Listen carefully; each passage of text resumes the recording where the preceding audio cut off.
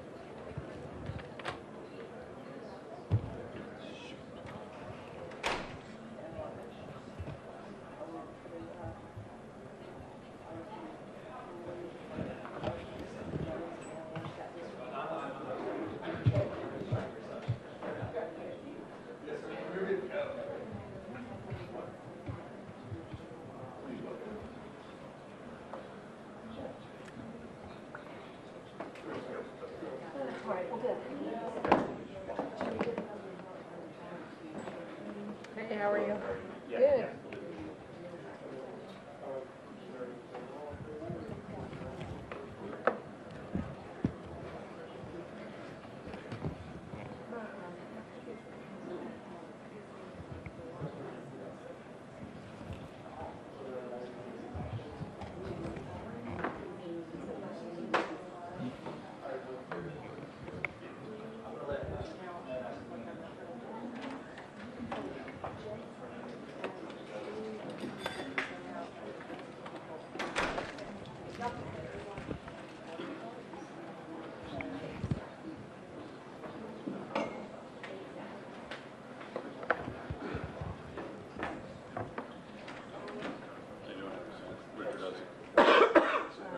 Thanks for all y'all been doing to keep people informed. I know y'all been working a lot of hours. Hi, how are you? Thank you. How you doing? Good.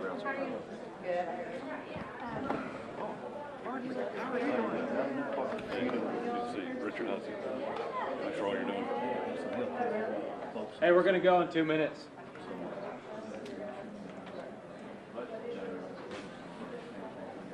Correct. That's why we're there.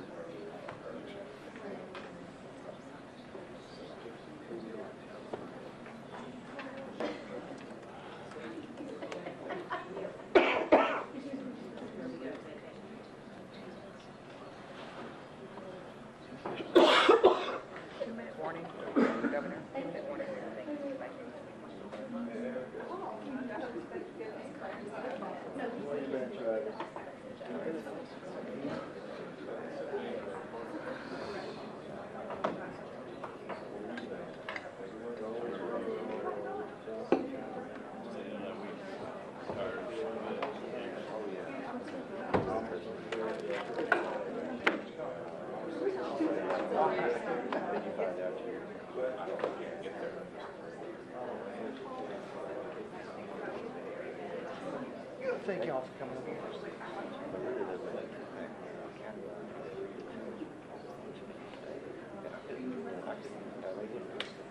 Dad people around the country texting me, oh, it's only two. It's going to be 1,000 plus.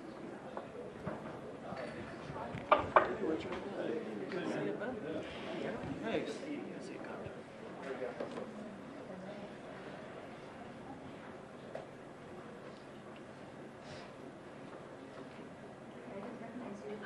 You look very swarmy.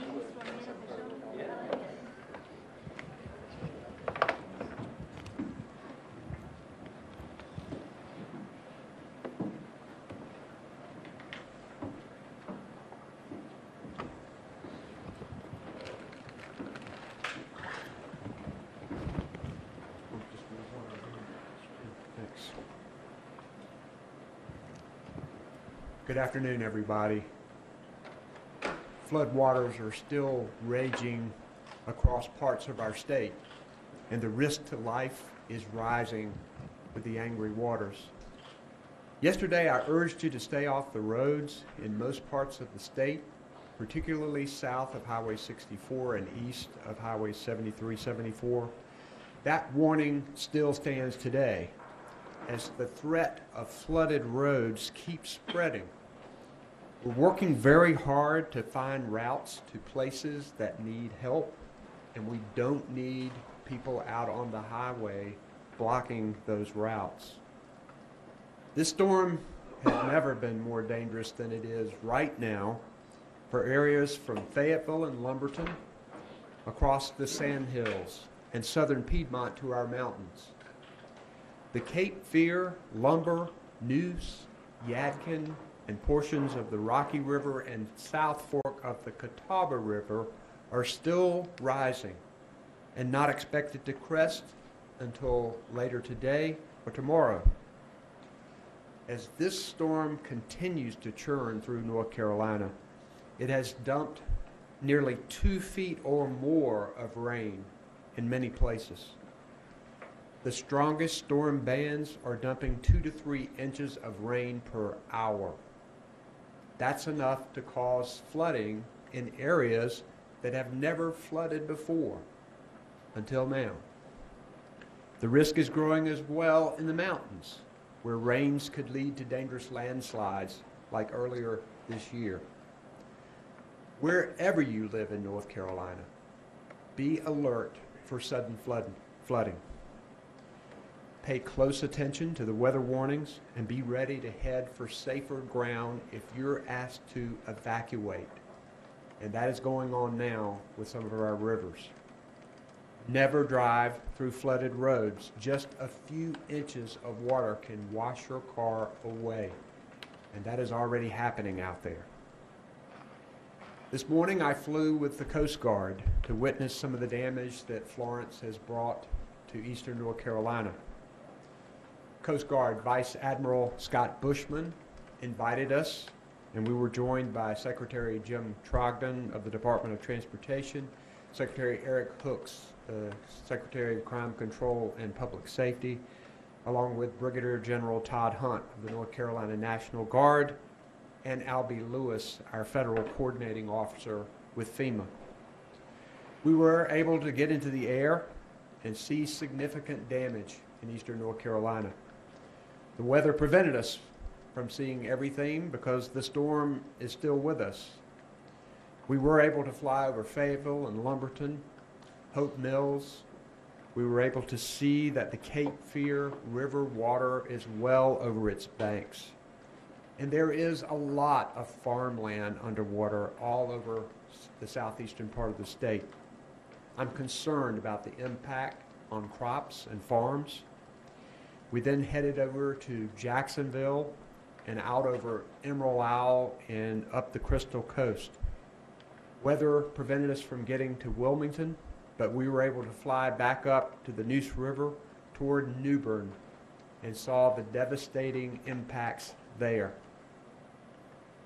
This treacherous storm officially has now claimed 10 lives. We mourn their loss, and our hearts go out to the victims' families.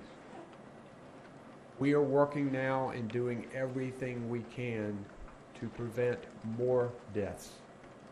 People can help us with that by using safety precautions and common sense. Swift water rescues are going on right now. More than 900 lives have been saved by first responders rescuing survivors from flood waters. We have about 15,000 people or more, that number's fluid, remaining in about 150 shelters across the state. Mass shelters are open in Winston-Salem and Chapel Hill, and additional shelters will be open if necessary. Across the state, around 700,000 people right now are without power. We appreciate the utility crews from North Carolina and beyond who are here to help restore power. But people need to understand that some areas are likely to be without power for a while. I know they are working as hard as they can. We're delivering food, water, and high water vehicles and other supplies and equipment to hard-hit areas just as quickly as we can. Last night, we requested that several more counties be added to the federal disaster declaration that we received Friday for 8 of the counties. And we know we will be adding even more counties to that list in the coming days. I will say this to the people of North Carolina. Eventually, the skies will clear and the flood waters will recede. And when they do, we're ready to take on the challenge of rebuilding our communities. My promise to the people of North Carolina and to the towns, cities, farms, and businesses damaged by Florence is this: North Carolina is with you, and we are in it for the long haul. We have a strong team responding to this storm and preparing for its aftermath. I'm first going to recognize our Director of Emergency Management, Mike Sprayberry, for a few remarks. Mike. Thank you, Governor. Good afternoon, everyone. The State Emergency Operations Center remains activated at a level 1 with all of our CERT partners on day 7 of the Hurricane Florence operation. We're currently engaged in a large-scale search and rescue operation in our coastal counties, and our logistics teams are pushing out commodities as requested. There's over 1,000 first responders performing wide area searches with 214 boats. We also have ongoing aviation search and rescue, and as the weather improves, we'll be able to get more aviation out there doing some more search and rescue. We're also currently working with our outstanding volunteer partners from the American Red Cross, the North Carolina Baptist Men and Women, and also the Salvation Army to set up mass feeding kitchens. We anticipate setting up as many as 10 kitchens to meet the need of our disaster survivors. Kitchens that are either set up or in the process of being set up are located in Washington, New Bern, and Wilmington. Shelters remain a top priority, and we are engaged in mass sheltering operations with approximately 15,000 shelter occupants. As the governor alluded to, it's a number that you have a hard time tracking as people come in and they come out based on the hazard. We're also working with our federal partners on developing temporary housing strategies as needed when our shelter occupants don't have a place to go back to. We want to make sure they have a temporary housing option. I think it's also important to note that all 911 centers are operational. When you call, you may be answered from a 911 center in another county, but responders will be dispatched to your county as normal.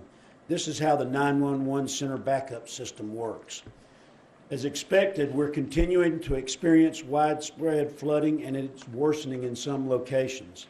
Current areas of concern for major flooding include Pollexville, Neuse River at Goldsboro, Pungo River at Bellhaven, Lumber River at Lumberton, Cape Fear River near Kelly, Contentnia Creek at Hookerton, Neuse River at Kinston, Northeast Cape Fear River at Chinkapin, Neuse River near Goldsboro, Northeast Cape Fear River near Burgaw, Rocky River near Norwood, South Fork Catawba River at Lowell, Yadkin River at Elkin, and Yadkin River at Yadkin College. You'll note these locations are in the eastern, central, and western part of our state, and also you need to keep in mind that these locations are not all-inclusive. Hurricane Florence, or now Tropical Depression Florence, is stationed right over North Carolina and continues to dump rain on us. We urge all of our residents to log into our flood inundation mapping and alert network known as FIMAN at fiman.nc.gov. That's fiman.nc.gov. You'll see what roads and structures will be affected by flooding, and you can sign up to be alerted by text and email when rivers begin to rise. As always, make sure that you follow the guidance of your local officials and stay in touch with your local media so that you can have good situational awareness of what's happening around you. Thank you so much for your support of the North Carolina State Emergency Response Team. Thank you, Governor. Thank you, Mike, and thanks to the team at the Emergency Operations Center that are working around the clock. Our road situation is constantly changing, dynamic by the hour. Our Secretary of Transportation, Jim Trogdon, is going to give us the latest update. Thank you, Governor. As of Friday, if you recall, we had 30 primary roads at noon closed across the state. Yesterday at noon, that number grew to 60, and today it's 171. So conditions continue to worsen, and as you can see from our graph, the areas and events are spreading westward as predicted by the meteorologist. Overnight, we had 2 more sections of I-95 closed, one in Lumberton, which we anticipated, and one in Benson. And on I-40, we had 2 additional sections flood, and that's at Bregal and Castle Hayne. We have successfully opened a route to New Bern and Morehead City to serve our first responders and to primarily serve first responders and to move our utility repair vehicles into those areas, because one of the things that we observed today in the flyover is the lack of power was obvious, and one of the first things we have to do is support getting our power company vehicles in there to make those repairs. We also had a closure on US 74 in Columbus County. That's presented us with a challenge of, right now we don't have a land access to Wilmington. We are working with the Department of Defense and the National Guard to see if we can't support our first responders in getting access through high water with high water vehicles, and we're also working other contingencies to support Wilmington on the ocean side. I will tell you that our assessment is that we'll continue to see flash flooding moving west towards Charlotte. We're already seeing some reports of that with roads closing in around the Mecklenburg area, and we'll continue to make sure our routes stay open to support commerce in that region. We ask all the motorists and citizens, same as yesterday, if you're driving, do not drive east of Interstate 73, 74, or US 64 south. That is an area where it is extremely dangerous today, will continue to be in the coming hours, and will support the movements as necessary in the rest of the state. As weather moves into the mountains, be particularly cognizant of rock slides and flash flooding there and mudslides, because that is one of the things that our folks at DOT are used to responding to, but they're very difficult to predict. So make sure you're very cautious in moving through areas that have been prone to that in the past. That concludes my update. Thank you, Jim. We'll now have the commander of the North Carolina Highway Patrol, Colonel Glenn McNeil, to give us an update. Thank you, Governor. Good afternoon. I'd like to state a special thank you to the media. Thank you for getting out our public safety message. If we lose one life, that's one life too many that we've lost. So please heed the public safety messages that we are given. If you don't have to drive, please do not. And if you see standing water or running water across our roadways, please do not attempt to cross those. Over the last 24 hours, our Highway Patrol, our National Guard, our first responders have surged into the impacted areas to assist with the local response efforts. Roadways in the eastern and southern portions of our state are experiencing widespread flooding as rain continues to fall. These hazardous driving conditions are expected to continue for several days as the rivers in the affected areas continue to rise.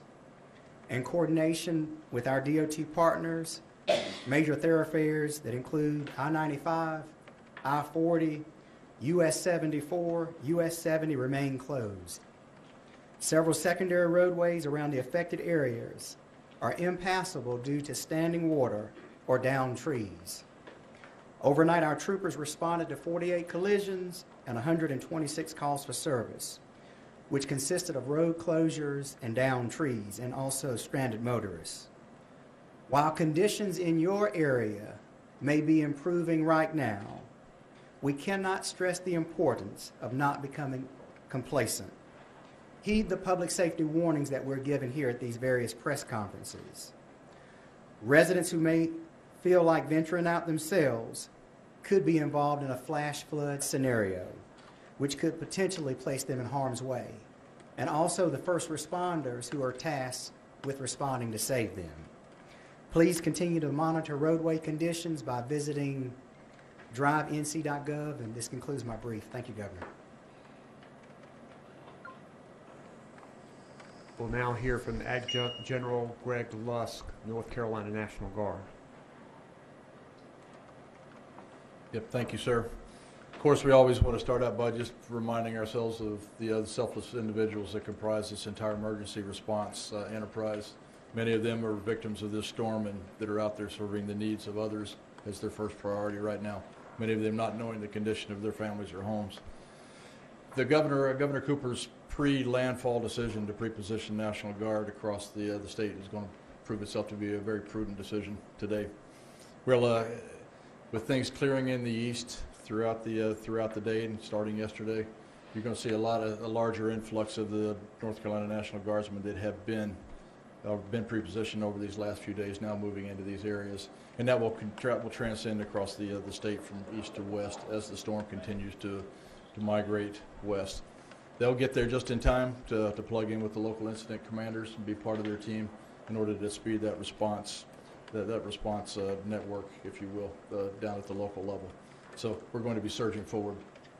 Again, just actually tremendous and responsible thing to do. Also the pre-requesting of our active duty forces was also paramount, as we know that we have a lot of our Army trucks and drivers that are out there on the roads today that are already participated in the teams, and they are integrated down in the southeastern part of the state. So just like it has been for the last 17 years, you know, the Army team, if you will, is here to work as well, everybody. It's important to note that over these next couple of days, particularly as we're looking at the aircraft that are probably going to be out conducting a lot of search and rescue, wide area searches over a very large swath of North Carolina, there's going to be a lot of helicopters out in the air. And it's going to be very paramount that we maintain drones, if anybody has them or owns them, if we could keep them grounded, because if drones are flying, then we're perhaps not flying a rescue helicopter. So please help get that word out as well. The helicopters that are coming to us today, and there are many of them that are on the ground and available to us now, 10 different states, 10 different National Guards have contributed to the effort, and I'm very happy to have with me here today Lieutenant General Tim Cadeby. He's the director of the Army National Guard. It's he and his staff that's helped coordinating the state response to help us provide the depth and the capabilities that we need to respond to the citizens in North Carolina. And he's here to make sure that speed continues in the days yet to come. So thank you.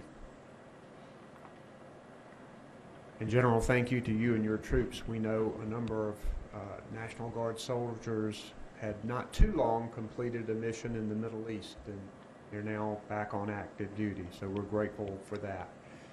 We now have North Carolina Attorney General Josh Stein here to talk a bit about protecting consumers in the aftermath. Thank you, Governor.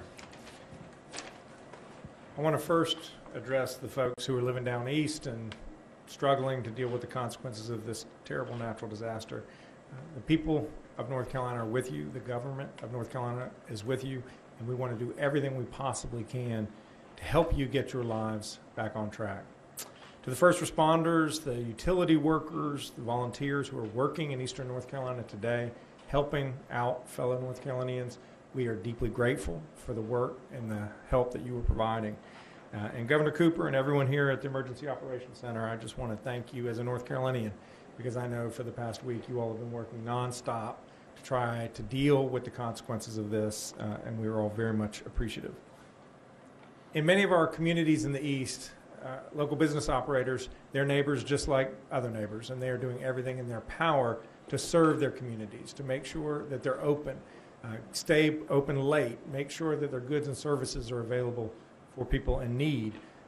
But unfortunately, there are some out there who will take advantage of a natural disaster to make a quick buck. When the governor declared the emergency, the state of emergency, that triggered our state's price gouging law. So it is in effect, and we are actively enforcing it. We've received 500 complaints to date from people throughout eastern North Carolina. The majority of complaints have to do with necessity like gas and water. We've seen some complaints about excessive hotel prices for people in the east who are moving and evacuating as they were urged to do. We've begun an investigation into some gas stations in eastern North Carolina. This law will remain in effect for 45 days unless the governor determines that it should be extended for a longer period of time. When in the days and weeks that follow, please, people in eastern North Carolina, keep your eyes open if you are seeing price gouging by retailers or by construction companies or anyone that's out there providing a good or service. Let my office know. If you have internet, the best way is ncdoj.gov/disaster. If you don't and have a telephone line, you can call us toll free at 877-5-NO-SCAM. In the weeks to come, people are going to need to get their lives back in order. They're going to have to fix their homes. They're going to have to remove trees from their land. Be very careful who you do business with. When someone drives up to your home, you don't know who they are. Always better to deal with somebody from your community. Make sure that they are licensed. Make sure they have insurance. When you start a business relationship, get quotes from more than one vendor so you can compare. Whatever they promise you, make sure it's in writing. The work they're going to do, the time in which they're going to do it, the materials they're going to use, and do not pay all up front. You can run the risk of losing all your money if the person disappears. Pay for the work as it gets done. There are people in North Carolina, people across this country who haven't been affected but whose hearts are pulled by the images that they're seeing, and they want to help, and we welcome your help. But please make sure the money you donate goes to actually provide that help rather than to line the pockets of some scam artists. Don't give to some charity that emails you or calls you because they have a good sounding name.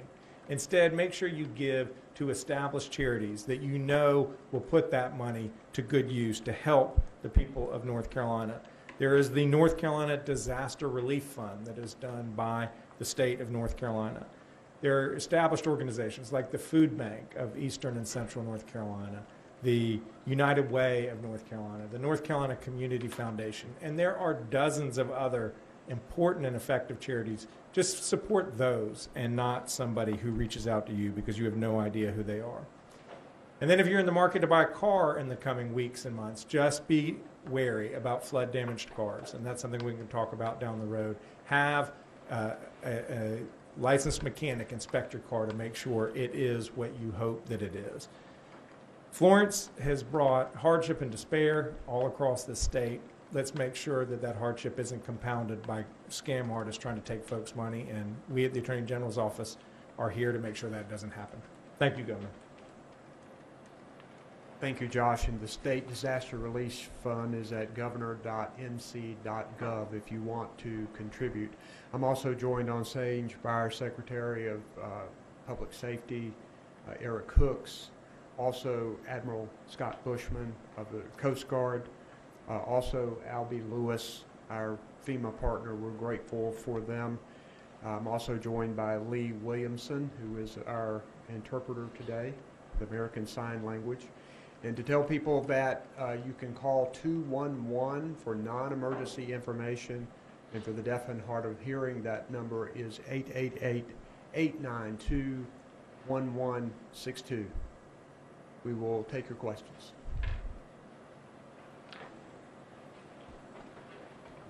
Governor Gary Robertson with AP, we talked about the farmland, and you saw a lot of farmland that was covered in water today. Is there an update on hog lagoons and whether they've overflown their banks, or if there's any concerns, concrete concerns of what's happening out there related to that? So Commissioner Troxler let us know that they had drawn down the hog lagoons. They said that he said that the farms could take up to 30 inches of rain. We are closely monitoring the hog lagoons with our Department of Environmental Quality and Agriculture partners, and we haven't had any reports of issues at this time. Yes, Tommy Goldsmith from North Carolina Health News. Let's grab the phone. Microphone there. Thanks, Tom. It's Tommy Goldsmith from North Carolina Health News. I'm asking about the status of the medical shelters. I understand there are 2 or 3 of those in operation. How are they doing? I understand 2 of them may be full. Is there a 3rd one going into operation? And how's the staffing and the general care? Yes, sir. So there's actually 4 of them. 1 in Goldsboro, 1 in Clayton, 1 in High Point, and 1 in Charlotte. The one in Charlotte's opening today. They're staffed with a mix of federal and state employees. The last I had been told, there was at least 170 patients, but I think that number is growing as we've had some more evacuations. We can get a better, more up-to-date number for you. But we're really proud of how those operations have been run. And like I said, 4 centers and 4 operational. Governor, or anyone else who was on the Coast Guard flight, I wonder if you can speak a little bit more to what you saw. I don't know if there were landmarks you recognized that other people might recognize, or just kind of an idea of how widespread we're talking. Yes. We saw the dam at Hope Mills that they had put in place. We saw Chinkapin that was pretty significantly flooded. We were able to see parts of Harnett County that had flooded. We flew over Lumberton. A lot of Lumberton was obstructed with clouds and rain that won't go away. We were able to go and fly over Fayetteville, and it was stark to see the raging Cape Fear River, and you knew it was rising, and you could see these vulnerable communities that cause significant concerns. We were able to fly over Jacksonville, Onslow County. We saw significant flooding in Onslow County, particularly with farmland and flooding there in Jacksonville. We were able to fly over New Bern, and you could see boats that had been washed up into the town, significant debris because a lot of the waters from the river had receded. There was still a lot of water in New Bern, but quite a bit of it had receded. We were not able to see Kinston and some of the other areas. The rain was just too significant and the ceiling was too low.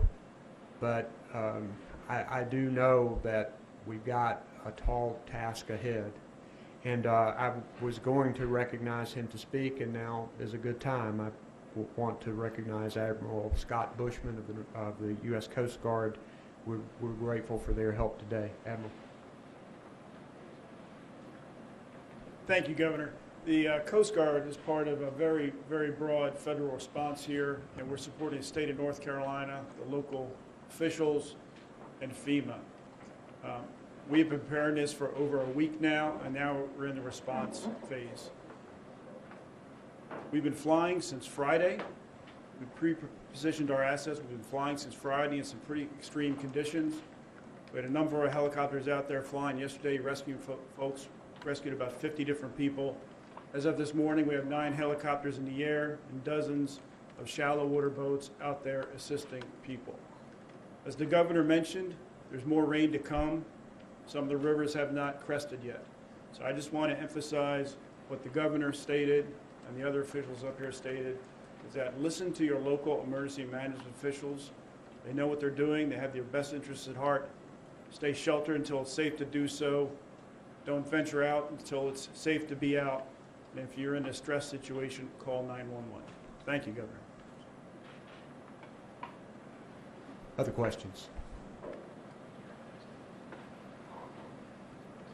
Lauren Horsch with the News and Observer. I know there's already work being done to partner with the federal partners to get temporary housing, but do we know how many people have been temporarily displaced and how many homes might have been destroyed since the storm hit?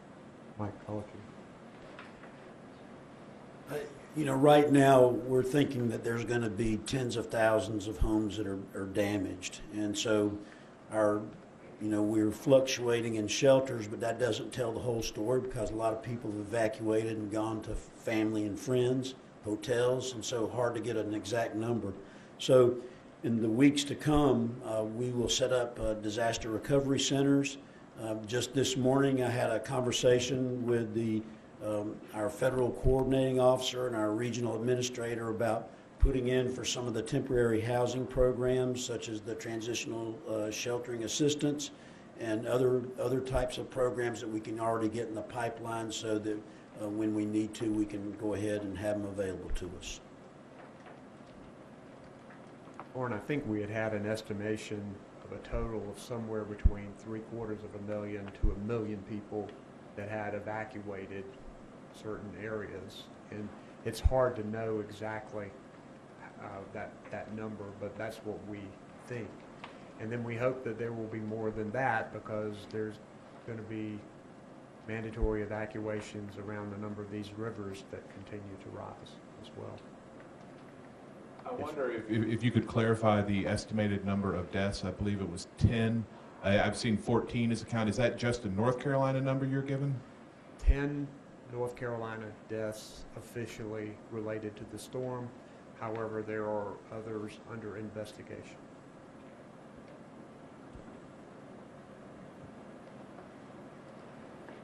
Good afternoon, Governor. This is Vera Shell with CBS 17. We've already seen with Hope Mills Dam that in 2016 with Hurricane Matthew it had flooded and there were issues there, and now we're back at the same point. So what do you tell those communities, and also what can we further do to prevent issues like this from happening in the future? I think we're going to have to look carefully at decisions that we make regarding mitigation and buyouts of property. I know that there are some places that have been flooded numerous times that you just have to look at and say it's just not smart to build back. Now that you have to do that on an individual basis as we go forward, and we'll work with our federal partners to try to make sure that all funding is available, but we'll have hazard mitigation funding, we'll have some state funding, we'll have community development block grant disaster relief funding, and I'm sure that we'll have housing finance money. One thing that this storm puts a spotlight on is the issue of affordable housing, which is there even without a storm. There's a concern about affordable housing all over the state, in urban areas, but particularly in the southeastern North Carolina, where we are seeing such significant devastation. So we're going to approach this rebuilding effort with an emphasis on affordable housing. I know the Department of Emergency Management, Mike and I have had significant conversations about that with our partners, how we need to aim toward that goal.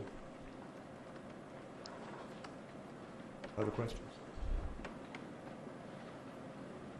Governor or Mike, could you give us an update on what you know about this this coal ash landfill where I guess a slope had collapsed that's down at Sutton? Can you give us any more information about that? We do know that there was a breach in this lined coal ash pond at Sutton. And I know our Department of Environmental Quality is already made inquiries with Duke. I think Duke has reported it both to state and federal authorities. And I think there's some issues now in actually getting to the area. Is that not right, Mike? That's right, sir. And so that's where we are right Right. I think it's just flooded all around and you can't get to it right at the moment. Any other questions? Yes, sir. Yes, how about let you get the microphone? Yes, sir. Do you have, anyone have a figure on the number of facilities, long-term care, nursing homes, or assisted living that have been evacuated? And are those people still in other shelters, or are they? I know Dr. Cohen would have that number. Do you have it? I don't have it, sir. It continues to escalate. We'll get that information to you. Dr. Cohen is not here right now, but we'll get that to you. Other questions? All right, we'll let you know when the next briefing will be. Thank you. Representative. Hi. Hey. How are you? I'm Rochelle.